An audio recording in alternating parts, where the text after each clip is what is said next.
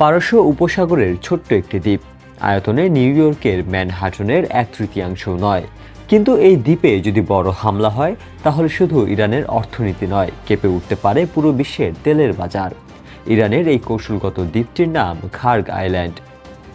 পারস্য উপসাগরে ইরানের মূল ভূখণ্ড থেকে মাত্র 25 কিলোমিটার দূরে অবস্থিত ছোট্ট প্রবাল দ্বীপ খার্গ দ্বীপ। আয়তনে এটি নিউ ইয়র্কের ম্যানহাটনের প্রায় 1/3। কিন্তু অর্থনৈতিক গুরুত্বের দিক থেকে এটি ইরানের সবচেয়ে গুরুত্বপূর্ণ জায়গাগুলোর একটি। কারণ ইরানের মোট অপরিশোধিত তেল রপ্তানির প্রায় 90%ই এই দ্বীপের মাধ্যমে বিশ্ববাজারে যায়। এখানে রয়েছে বিশাল তেল সংরক্ষণ ট্যাঙ্ক, পাইপলাইন নেটওয়ার্ক এবং গভীর পানির জেটি। এই জেটিগুলোতে সহজে নোংরা করতে পারে বিশালাকার সুপার ট্যাঙ্কার। ফলে খার্গ দ্বীপকে বলা হয় ইরানের তেল রপ্তানির প্রধান রাজা।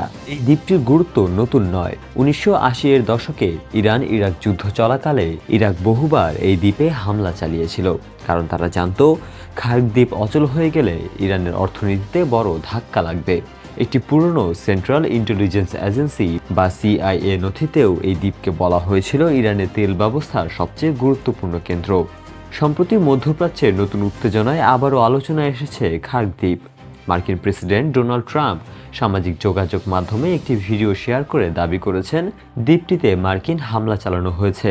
তবে মার্কিন কর্মকর্তাদের দাবি, এই হামলায় তেলের অবকাঠামো নয়, শুধু সামরিক স্থাপনাগুলোই লক্ষ্য করা হয়েছে। বিশ্লেষকদের মতে, যদি খার্গ দ্বীপের তেল টার্মিনাল ধ্বংস হয়ে যায়, তাহলে ইরানের তেল রপ্তানি প্রায় বন্ধ হয়ে যেতে পারে।